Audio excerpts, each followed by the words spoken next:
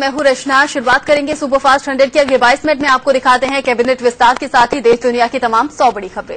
और नमस्कार, मैं हूं मैत्री त्रिपाठी। खबरों की शुरुआत करते हैं। मोदी सरकार के पहले मंत्रिमंडल विस्तार का शिवसेना ने बहिष्कार किया। मंत्री पद की शपथ लेने के लिए आज ही सुबह शिवसेना सांसद अनिल देसाई दिल्ली पहुंचे थे, लेकिन पार्टी के कहने पर बिना शपथ लिए वापस लौट गए। मोदी सरकार में शिवसेना के इकलौते मंत्री अनंत गीते इस्तीफा दे सकते हैं। शिवसेना अध्यक्ष उद्धव ठाकरे ने केंद्रीय भारी उद्योग मंत्री अनंत गीते को इस्तीफा देने के लिए कहा है। शिवसेना अध्यक्ष उद्धव ठाकरे शाम 6:30 बजे बड़ा ऐलान कर सकते हैं। माना जा रहा है कि शिवसेना एनडीए से बाहर होने का फैसला कर सकती है। दरअसल महाराष्ट्र की बीजेपी सरकार में शामिल होने को लेकर शिवसेना की शर्तें नहीं माने जाने से ही उद्धव नाराज हैं। शिवसेना ने कहा भी था कि जब तक महाराष्ट्र का मसला साफ नहीं हो जाता, केंद्र में उनका मंत्री शपथ नहीं लेगा। इससे पहले राष्ट्रपति भवन में मोदी सरकार के नए मंत्रियों को राष्ट्रपति प्रणब मुखर्जी ने शपथ दिलाई। 4 कैबिनेट मंत्रियों, 3 स्वतंत्र प्रभार के राज्य मंत्रियों के अलावा कुल 14 राज्य मंत्रियों को पद और गोपनीयता की शपथ दिलाई गई। मंत्रिमंडल विस्तार में सबसे पहले मनोहर पर्रिकर ने कैबिनेट मंत्री पद की शपथ ली। माना जा रहा है कि पर्रिकर को रक्षा मंत्रालय मिलेगा, जिसका अतिरिक्त प्रभार वित्त मंत्री अरुण जेटली के पास है। शिवसेना के मना करने के बावजूद सुरेश प्रभु को कैबिनेट मंत्री बनाया गया। शिवसेना ने पहले ही कहा था कि प्रभु शिवसेना के कोटे से मंत्री शिवसेना के मना करने के बावजूद सुरेश प्रभु को कैबिनेट मंत्री बनाया गया। शिवसेना ने पहले ही कहा था कि प्रभु शिवसेना के कोटे से मंत्री नहीं होंगे। अब प्रभु को पार्टी से निकालने की मांग शिवसेना नेताओं ने की है। जेपी नड्डा ने भी कैबिनेट मंत्री पद की शपथ ली। हिमाचल से आने वाले नड्डा, राज्यसभा सांसद नड्डा को ग्रामीण विकास मंत्रालय दिया जा सकता है, जिसका अतिरिक्त भार नितिन गडकरी के पास है। कांग्रेस छोड़कर बीजेपी में शामिल हुए हरियाणा के बड़े जाट नेता चौधरी बीरेंद्र सिंह ने भी कैबिनेट मंत्री पद की शपथ ली। उन्हें मंत्री बनाकर बीजेपी ने दिल्ली विधानसभा चुनाव में जाटों को लुभाने की कोशिश की है। तेलंगाना से इकलौते बीजेपी सांसद दत्तात्रेय ने स्वतंत्र प्रभार के राज्य मंत्री पद की शपथ ली। दत्तात्रेय वाजपेयी सरकार में भी मंत्री रह चुके हैं। बिहार के सारण से सांसद राजीव प्रताप रूडी को भी स्वतंत्र प्रभार का राज्य मंत्री बनाया गया। रूडी ने आरजेडी सुप्रीमो लालू यादव की पत्नी राबड़ी देवी को हराया था। दिल्ली से सटे गौतम बुद्ध नगर यानी कि नोएडा से सांसद और डॉक्टर महेश शर्मा को भी स्वतंत्र प्रभार का राज्य मंत्री बनाया गया है। महेश पहली बार ही सांसद बने हैं। बीजेपी का एक मुस्लिम चेहरा माने जाने वाले मुख्तार अब्बास नकवी को राज्य मंत्री बनाया गया है। सूत्रों से खबर है कि उन्हें कार्यक्रम क्रियान्वयन मंत्री बनाया जा सकता है। नकवी वाजपेयी सरकार में मंत्री भी रह चुके हैं। बिहार के पाटलिपुत्र से सांसद रामकृपाल यादव ने राज्य मंत्री पद की शपथ ली। लोकसभा चुनाव से ऐन पहले रामकृपाल आरजेडी छोड़कर बीजेपी में शामिल हुए थे और लालू यादव की बेटी मीरा भारती को हराया था। मोदी मंत्रिमंडल में गुजरात से हरिभाई चौधरी को भी जगह मिली है। बनासकांठा से सांसद हरिभाई चौधरी को राज्य मंत्री की शपथ दिलाई गई। राजस्थान के अजमेर से सांसद सावरलाल जाट ने भी राज्य मंत्री पद की शपथ ली। सावरलाल ने कांग्रेस के दिग्गज सचिन पायलट को हराया था। सावरलाल राजस्थान सरकार में कैबिनेट मंत्री भी रह चुके हैं। गुजरात के राजकोट से पहली बार लोकसभा चुनाव जीतकर सांसद बने मोहन भाई कुंदेरिया को राज्य मंत्री के तौर पर शपथ दिलाई गई। कुंदेरिया गुजरात के ताकतवर पटेल समुदाय से आते हैं। बिहार के नवादा से सांसद गिरिराज सिंह को भी राज्य मंत्री के तौर पर शपथ दिलाई गई। बिहार में नीतीश सरकार में रहते हुए भी गिरिराज मोदी के पक्ष में खुलकर बोलते थे। महाराष्ट्र के चंद्रपुर से सांसद हंसराज अहीर को राज्य मंत्री के रूप में शपथ दिलाई गई। सूत्रों के हवाले से खबर है कि अहीर को कोयला मंत्रालय सौंपा जा सकता है, उसका राज्य मंत्री बनाया जा सकता है। अहीर ने कोल ब्लॉक आवंटन घोटाले का मामला उठाया था। आगरा से बीजेपी सांसद रामशंकर कठेरिया को भी राज्य मंत्री के तौर पर शपथ दिलाई गई। कठेरिया यूपी में बीजेपी का दलित चेहरा है। टीडीपी कोटे से सांसद वाईएस चौधरी को भी मोदी की टीम में शामिल किया गया है। उद्योगपति से नेता बने चौधरी को राज्य मंत्री की शपथ दिलाई गई है। झारखंड से जयंत सिन्हा को राज्य मंत्री बनाया गया है। जयंत सिन्हा हजारीबाग से सांसद और बीजेपी के वरिष्ठ नेता यशवंत सिन्हा के बेटे हैं। जयपुर ग्रामीण से बीजेपी सांसद राज्यवर्धन सिंह राठौर को भी राज्य मंत्री बनाया गया है। निशानेबाज से नेता बने राज्यवर्धन सिंह ओलंपिक में सिल्वर मेडल और कॉमनवेल्थ में गोल्ड मेडल जीत चुके हैं। पश्चिम बंगाल के आसनसोल से सांसद बाबुल सुप्रियो को भी मोदी मंत्रिमंडल में जगह मिली है। उन्हें राज्य मंत्री के तौर पर शपथ दिलाई गई। उन्होंने अंग्रेजी में शपथ ली। बाबुल गायकी से सियासत में आए हैं। यूपी के फतेहपुर से सांसद साध्वी निरंजन ज्योति को भी मंत्रिमंडल में शामिल किया गया। उन्हें राज्य मंत्री के तौर पर शपथ दिलाई गई। पंजाब के होशियारपुर से सांसद विजय सांपला को भी मोदी की टीम में जगह मिली है। उन्हें राज्य मंत्री के तौर पर शपथ दिलाई गई। पेशे से कारोबारी सांपला पंजाब में बीजेपी का बड़ा दलित चेहरा है। वो पहली बार सांसद बनकर लोकसभा पहुंचे हैं। शपथ ग्रहण समारोह के दौरान पीएम नरेंद्र मोदी के बगल में लोकसभा अध्यक्ष सुमित्रा महाजन मौजूद थी। मोदी के साथ पहली कतार में बीजेपी के वरिष्ठ नेता लालकृष्ण आडवाणी और बीजेपी अध्यक्ष अमित शाह बैठे थे। राष्ट्रपति भवन में नए मंत्रियों के शपथ ग्रहण समारोह में मोदी सरकार का पूरा मंत्रिमंडल भी मौजूद था। गृह मंत्री राजनाथ सिंह, विदेश मंत्री सुषमा स्वराज समेत तमाम कैबिनेट राज्य मंत्री इस दौरान मौजूद रहे।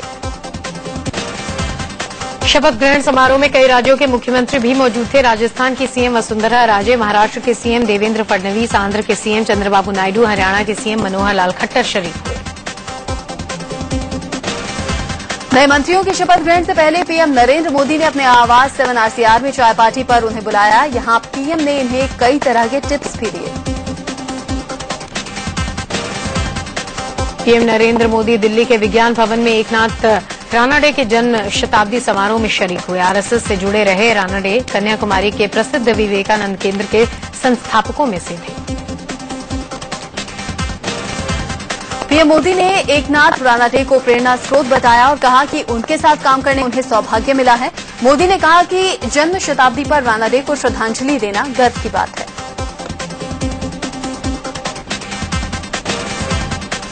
पीएम मोदी ने कहा कि रानाडे जीवन के एक मिशन के सिद्धांत पर विश्वास करते थे। मोदी ने कहा कि रानाडे समाज को जोड़ने में भरोसा करते थे और इसके लिए वो युवाओं को प्रेरित करते थे। दिल्ली में विधानसभा चुनाव को लेकर आम आदमी पार्टी ने अपना अंदरूनी सर्वे करवाया है। सर्वे के मुताबिक आम आदमी पार्टी को पूर्ण बहुमत मिल रहा है। आम आदमी पार्टी के सर्वे में पार्टी को बम्पर बहुमत दिखाई गई है। सर्वे में एएपी को 41 से 46 सीटें, तो बीजेपी को 24 से 28 सीटें और कांग्रेस को महज 1 से 4 सीटें मिलने का दावा किया गया है। आम आदमी पार्टी ने जो सर्वे करवाया है उसके मुताबिक पार्टी को दिल्ली में 42.3% वोट मिल रहे हैं, जबकि बीजेपी को 39.1% और कांग्रेस को महज 10.2% वोट मिलने का दावा किया गया है। दिल्ली के कॉन्स्टिट्यूशन क्लब में कल आम आदमी पार्टी की बैठक में जमकर हंगामा हो गया। तरुण यादव नाम के एक शख्स ने आप नेता और पूर्व मंत्री गिरीश सोनी पर मकान पर कब्जा करने का आरोप लगाया। तरुण यादव का आरोप है कि उन्होंने गिरीश सोनी को अपना दफ्तर बनाने के लिए किराए पर कमरा दिया था, लेकिन जब उन्होंने उसे खाली कराना चाहा तो गिरीश सोनी ने अपने समर्थकों के साथ उनकी पिटाई की। उधर अरविंद केजरीवाल का कहना है कि तरुण यादव को बीजेपी ने मीटिंग में हंगामा करने के लिए भेजा था। केजरीवाल ने इन आरोपों का भी खंडन किया कि उनकी पार्टी के कार्यकर्ताओं ने कोई बदतमीजी की है। विधानसभा चुनाव को देखते हुए दिल्ली कांग्रेस के नेताओं ने भी लोगों से ऑनलाइन रूबरू होने का फैसला किया है। इसके लिए कांग्रेस जल्द ही अपनी चुनावी वेबसाइट लॉन्च करेगी। कांग्रेस की इस चुनावी वेबसाइट में हर विधानसभा के लिए अलग पेज होगा। इसमें कांग्रेस के उम्मीदवार की तमाम जानकारियां होंगी। साथ ही वेबसाइट में कांग्रेस नेताओं के साथ हैंग आउट की भी सुविधा होगी। सीमा पर पाकिस्तान की नापाक हरकत एक बार फिर से शुरू हो गई है। जम्मू कश्मीर के बारामूला में उरी सेक्टर में पाकिस्तान की गोलीबारी में एक जवान शहीद हो गया और एक लड़की की जान चली गई। पाकिस्तान की तरफ से करीब 2.5 घंटे तक रुक रुक कर गोलीबारी का दौर चलता रहा। पाक ने सीमा पार से मोर्टार दागे। भारतीय जवानों ने भी जवाबी कार्रवाई की। राम जेठमलानी ने कश्मीर पर परवेज मुशर्रफ के 4 सूत्री फॉर्मूले का खुलकर समर्थन किया है। जेठमलानी के मुताबिक कश्मीर को लेकर मुशर्रफ के पास ठोस प्रस्ताव था, लेकिन भारत ने उसे तवज्जो नहीं दी। अपने विवादित बयानों के लिए मशहूर वकील और बीजेपी के सांसद रहे राम जेठमलानी कश्मीर कमेटी के अध्यक्ष हैं। जेठमलानी के मुताबिक धारा 370 पर बीजेपी इसलिए चुप है क्योंकि उन्होंने पीएम को इसकी अहमियत बताई। एआईएमआईएम ने पूर्व गृह मंत्री सुशील कुमार शिंदे की बेटी और कांग्रेस विधायक प्रणीति शिंदे को नोटिस भेजकर 8 दिन में माफी मांगने के लिए कहा है। पार्टी प्रमुख असदुद्दीन ओवैसी ने माफी नहीं मांगने पर कानूनी कार्रवाई की चेतावनी दी। प्रणीति शिंदे ने कुछ दिनों पहले एआईएमआईएम को विभाजनकारी पार्टी बताते हुए प्रतिबंध लगाने की मांग की थी। प्रणीति के इस बयान पर ओवैसी ने तब मानहानि का केस करने की चेतावनी भी दी थी। बीजेपी नेता और कानपुर से सांसद मुरली मनोहर जोशी ने आदर्श गांव के लिए देहली सुजानपुर गांव को गोद लिया है। देहली सुजानपुर गांव कानपुर का एक अति पिछड़ा गांव है। कानपुर के मेयर समेत बीजेपी के कई विधायकों ने गांव का जायजा भी लिया। पीएम मोदी की सांसद आदर्श ग्राम योजना के तहत अभिनेता और पंजाब के गुरदासपुर से सांसद विनोद खन्ना के तालिबपुर पंडोरी गांव को गोद लिया है। 2019 तक वो 3 गांव और गोद लेंगे। यूपी के जौनपुर से सांसद केपी सिंह ने सांसद आदर्श ग्राम योजना के तहत अपने क्षेत्र के बुद्धपुर गांव को गोद लिया है। उन्होंने लकी ड्रॉ के जरिए गांव का चयन किया। एक हफ्ते पहले शुरू हुए बीजेपी के सदस्यता अभियान के तहत अब तक 60 लाख से ज्यादा लोगों ने मेंबरशिप ले ली है। मिस्ड कॉल के जरिए बीजेपी मेंबर बना रही है और पहले सदस्य पीएम मोदी खुद बने थे। बीजेपी सांसद वरुण गांधी ने कानून व्यवस्था को लेकर यूपी सरकार और समाजवादी पार्टी के अध्यक्ष मुलायम सिंह यादव पर निशाना साधा है। ट्वीट के जरिए वरुण ने मुलायम पर जमकर चुटकी भी ली है। बीजेपी सांसद वरुण गांधी ने ट्वीट में लिखा है कि सोचिए अगर यूपी में मुलायम का राज नहीं होता तो क्राइम पेट्रोल और सावधान इंडिया वाले तो भूखे ही मर जाते।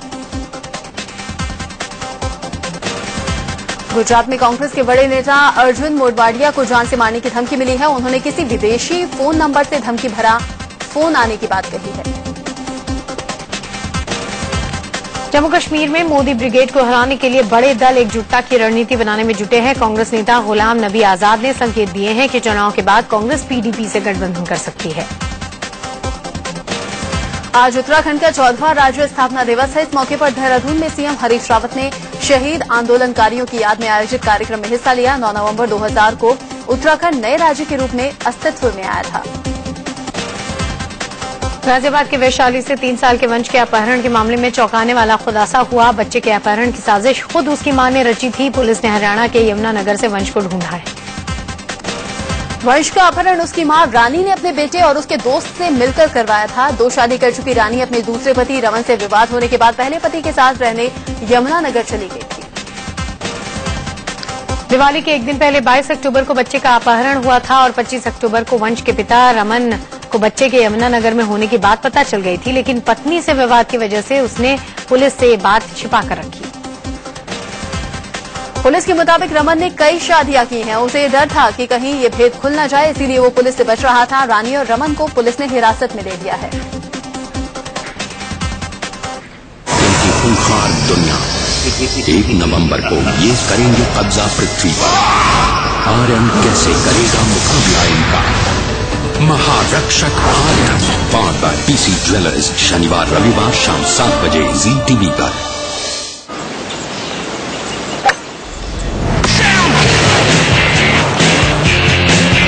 जिंदगी हर पल में फोर्ड इकोस्पोर्ट में है 200 मिलीमीटर ग्राउंड क्लियरेंस। आज ही अपनी इकोस्पोर्ट घर ले आए। ये सबवेज सर। डोमिनोज का नया सबवेज, इसमें है 2 बटरी क्रस्ट के बीच 3 bean patty, exotic bell peppers और स्मोक पेपर रेलिश का मजेदार टेस्ट। तो अब लंच में खुद भी खाइए और अपनों को भी खिलाइए। Colormate hair color. Oh baby, you got color. Colormate, the true mate for your hair. पीला का काम, कांग्रेस का नाम, गांधी का नेतृत्व, इसके नाम से वोट मांगे। बिल्कुल। इसी वजह से जीतेंगे आप।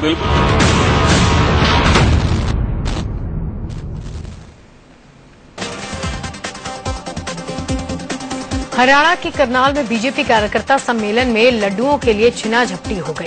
इस कार्यक्रम में मुख्य अतिथि के तौर पर सीएम मनोहर लाल खट्टर आए थे। अपने भाषण में उन्होंने कार्यकर्ताओं को अनुशासन का पाठ पढ़ाया था। कार्यक्रम खत्म होते ही लड्डू के पैकेट की खातिर कार्यकर्ता अनुशासन का पाठ भूल गए। लड्डू के लिए कार्यकर्ताओं में लूट खसोट मच गई। मिठाई बांटने का जिम्मा जिनको दिया गया था वो भी कार्यकर्ताओं के हंगामे के सामने बेबस नजर आए। गुजरात के वडोदरा में एक पाइप फैक्ट्री में अचानक आग लगने से हड़कंप मच गया। देखते ही देखते आग ने विकराल रूप ले लिया और अपने से सटे एक स्कूल को भी अपनी चपेट में ले लिया। आग पर जब तक काबू पाया जाता, स्कूल के 5 कमरे जलकर खाक हो चुके थे। गनीमत ये रही कि जिस वक्त हादसा हुआ उस वक्त स्कूल में बच्चे नहीं थे। दिल्ली के महरौली इलाके में एक देवर ने प्रॉपर्टी विवाद में अपनी भाभी को जिंदा जलाने की कोशिश की। पीड़ित महिला 90% तक जल चुकी है। उसकी हालत बेहद गंभीर बनी हुई है। पीड़ित महिला के मुताबिक देवर की पत्नी और उसके 2 बच्चों ने भी आरोपी का साथ दिया। वारदात के वक्त महिला घर पर अकेली थी। सभी आरोपी फरार हैं। पुलिस उनकी तलाश कर रही है। दिल्ली के छतरपुर मेट्रो स्टेशन के पास एक ऑटो वाले ने महिला पत्रकार की पिटाई कर दी। महिला पत्रकार ने ऑटो वाले को महरौली जाने के लिए कहा, लेकिन वो तैयार नहीं हुआ, जिस पर दोनों में बहस हो गई थी। पीड़ित महिला के मुताबिक मारपीट के दौरान वहां कई लोग मौजूद थे, लेकिन किसी ने उसे बचाने की कोशिश नहीं की। महिला का यह भी कहना है कि पुलिस अगर चाहती तो आरोपी को पकड़ सकती थी, लेकिन उसने ऐसा नहीं किया। गाजियाबाद के लूनी इलाके में एसपी नेता के भाई हाजी नबी की गाड़ी पर बदमाशों ने कई राउंड फायरिंग की। हमले में हाजी नबी बाल बाल बच गए, लेकिन उनके ड्राइवर के सिर में गोली लग गई। दिल्ली के शकरपुर इलाके में 2 बदमाश एक महिला के गले से चेन छीनकर भाग गए। पूरी वारदात सीसीटीवी कैमरे में कैद हो गई। पुलिस ने दोनों बदमाशों को गिरफ्तार कर लिया। यूपी के मुरादाबाद में 4 साल की एक मासूम बच्ची से रेप का मामला सामने आया है। पड़ोस में रहने वाला एक लड़का बच्ची को बहला फुसला कर ले गया और उसने रेप की वारदात को अंजाम दिया। पुलिस ने आरोपी को गिरफ्तार कर लिया है। झारखंड के बोकारो में एक शख्स पर दोस्त की पत्नी से रेप करने का आरोप लगा है। पुलिस ने मामला दर्ज कर आरोपी को गिरफ्तार कर लिया है।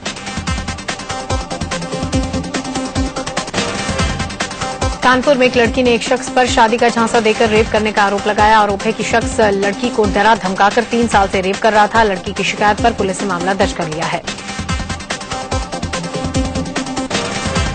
बरेली में यूपी रोडवेज की बस बेकाबू होकर फ्लाईओवर से नीचे गिर गई। हादसे में 2 दर्जन से ज्यादा लोग जख्मी हो गए। घायलों को अस्पताल पहुंचाया गया। ये बस पीलीभीत से दिल्ली जा रही थी।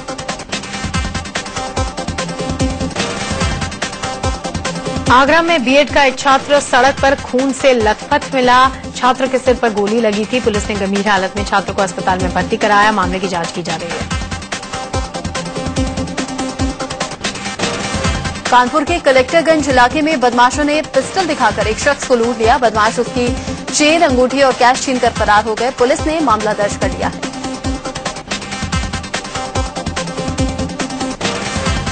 लखनऊ में पुलिस लाइन में तैनात एक महिला पुलिसकर्मी ने ट्रेन के सामने कूदकर अपनी जान दे दी। बताया जा रहा है कि 50 साल की ये महिला सिपाही बीमारी और फैमिली टेंशन की वजह से डिप्रेशन में थी।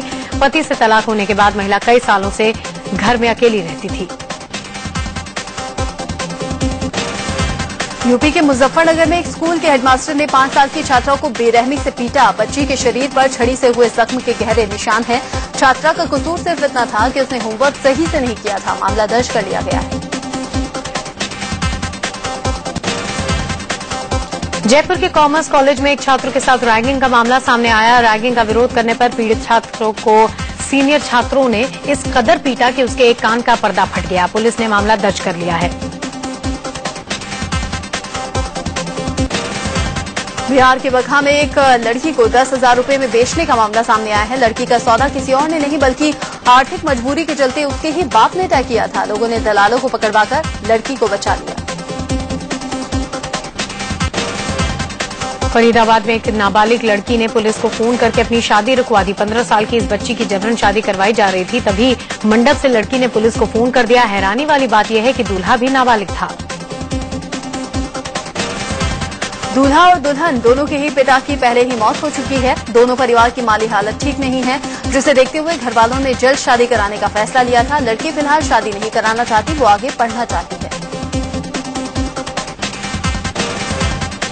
गुजरात के राजकोट के कुणाल पटेल को गूगल की तरफ से 1 करोड़ 40 लाख का सालाना पैकेज ऑफर किया गया है। इस खबर के बाद से कुणाल के घर पर जश्न शुरू हो गया और परिवार वालों ने खूब मिठाइयां बांटी हैं। Birla institute of technology and sciences के गोवा कैंपस में पढ़ने वाले कुणाल अगले साल सॉफ्टवेयर इंजीनियर के रूप में गूगल ज्वाइन करेंगे। कैंपस प्लेसमेंट में कुणाल को दुनिया में 8वां स्थान मिला।